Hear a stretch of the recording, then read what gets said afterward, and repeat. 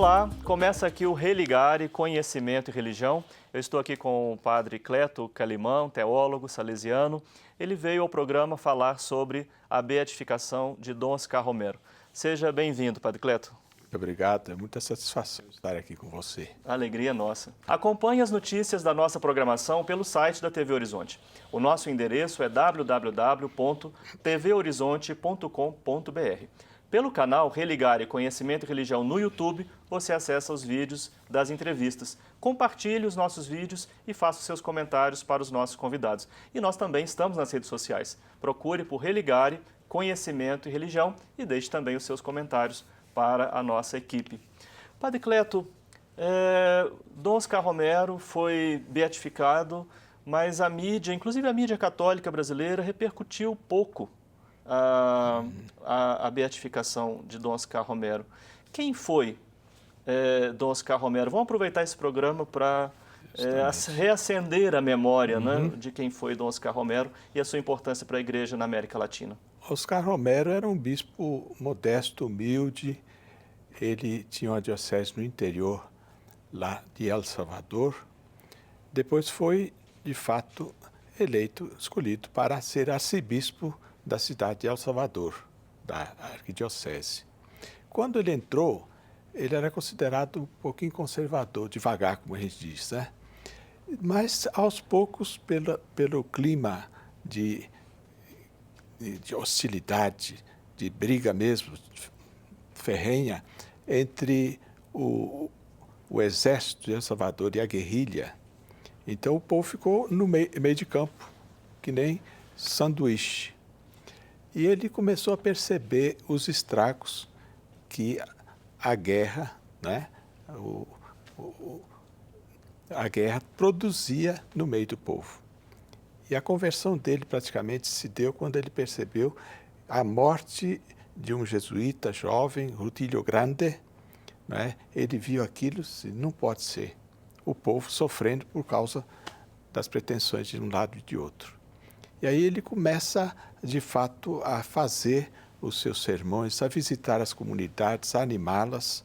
E a partir do que ele colhia nas comunidades, ele construía o sermão dele na catedral aos domingos.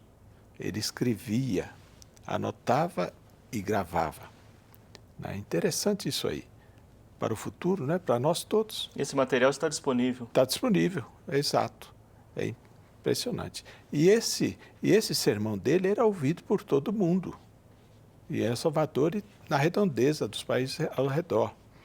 Isso, é claro, produz um impacto, né, justamente nos militares. Né? Os militares e os guerrilheiros, por outro lado. Agora, quem matava mais? Não eram os guerrilheiros.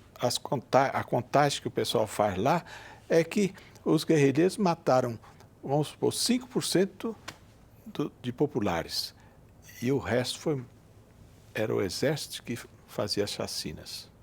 Sim. Exércitos, paramilitares e assim por diante. Quer dizer, o Dom Oscar não foi o único mártir. Você citou o padre Rutilio Grande. Vários mártires, inclusive depois, uns 10, 12 anos depois, acho que 89, foram mortos 6 jesuítas da Universidade Católica de El Salvador. Eles foram chacinados, inclusive a pobre da empregada também foi chacinada. Sim. Foram mortos ali esses nossos amigos, né, acadêmicos, professores de teologia, professores de sociologia, jesuítas. Sim. Nos anos 80, a Igreja na América Latina repercutia mais esses acontecimentos dessa Igreja martirizada, perseguida, pela sua profecia. O que era aquele clima, né, eclesial e em que ele se diferencia do momento presente? O clima eclesial lá era, de fato, bem animado, quente, digamos assim, todo mundo ligado às mudanças, às transformações que estavam sendo realizadas, sobretudo ligadas ao projeto de igreja latino-americano de Medellín e depois Puebla, que Dom Oscar Romero foi a Puebla e aquilo, de fato, era uma caixa de ressonância muito grande pela dinâmica das comunidades eclesiais de base, pela dinâmica da teologia da libertação daquela época, não é? Que hoje já não se percebe do mesmo jeito. Há um outro clima, não é? O clima cultural é diferente, aquilo que a gente chama de pós-modernidade. Pós-modernidade tira um pouquinho da força profética da igreja, porque penetra um espírito mais light, mais leve, em toda a igreja. E individualista também. Individualista, não é? A religião é percebida mais a partir dos sujeitos, né? E não a partir de um projeto também de realidade social, transformação social, de justiça, de fraternidade e assim por diante. Sim. Padre Cleto, as relações entre o Estado de El Salvador e a ditadura que acontecia em El Salvador e o Vaticano, parece que Dom Romero não teve muito sua voz ouvida e acolhida pelas instâncias da Cúria Romana. Da Cúria Romana. De fato, esse é um fato. É um fato que, na listagem dos mártires modernos, não entrou Dom Oscar Romero. Essa listagem foi feita em Roma. É lástima isso, mas, de fato, agora o Papa Francisco reconhece com esse ato, reconhece a dinâmica profética dos 3 anos, praticamente. Ele passou 3 anos à frente da Arquidiocese de El Salvador. Nesses 3 anos, ele, de fato, deu nova esperança ao povo, renovou a esperança do povo.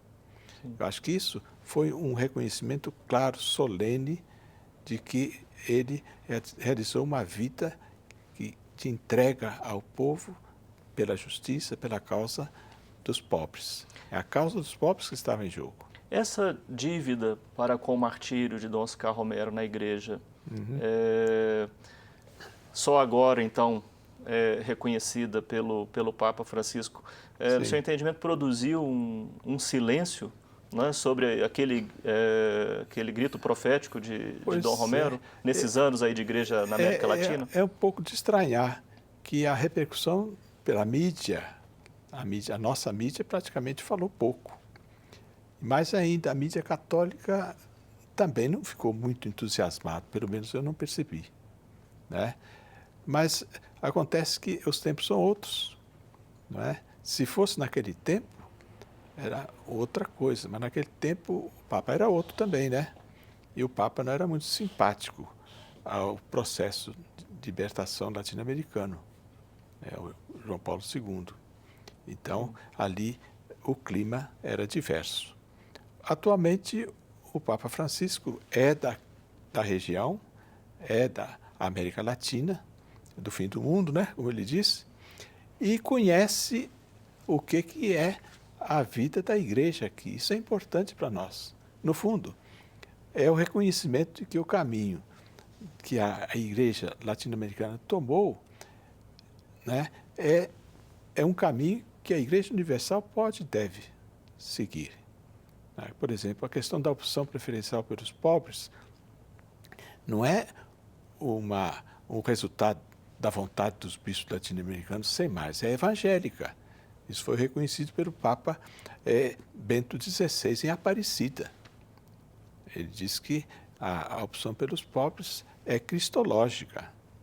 É Jesus Cristo que fez isso, mas já no Antigo Testamento, Javé dá preferência aos pobres, por isso ele liberta Israel, o povo hebreu, do Egito, liberta da escravidão para um lugar de liberdade. E assim, depois, no cativeiro, a mesma coisa. São os grandes temas da teologia latino-americana. Êxodo e cativeiro. Mas a esperança é mais forte, então a gente vai olhando para frente, apesar das dificuldades. Alguns teólogos, algumas teólogas repercutiram negativamente a temática da beatificação, como se fosse um tipo de enquadramento de Dom Romero nas estruturas eclesiásticas. Exato. Qual é O que significa, né, a Igreja reconhecer alguém como beato? É um tipo de enquadramento? Olha, não é bem tipo de enquadramento. Tem dois tipos. Você acompanhou essa repercussão? Houve uma repercussão negativa de algumas colegas e colegas da teologia. Não enquadra, Eles exalta e põe em sobressalência, né? O quê? A vida de Oscar Romero e a sua entrega, sua morte, martírio. E o martírio, eu pego uma distinção, acho que foi o Suzin, Luiz Carlos Suzin, fez uma distinção que eu achei interessante. Tem santo que ele é feito para exemplaridade, para dar exemplo, como exemplo.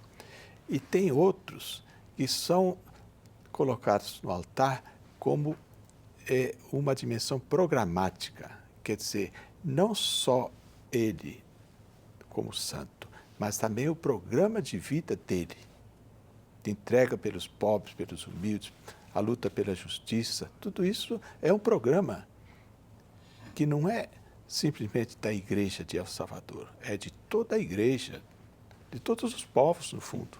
Bom, nós vamos continuar nossa conversa no segundo bloco. Eu recebo o padre Cleto Calimã e nós estamos falando sobre a declaração de Dom Oscar Romero como beato pelo Papa Francisco e a repercussão na Igreja da América Latina. Nós vamos fazer um breve intervalo e voltamos já.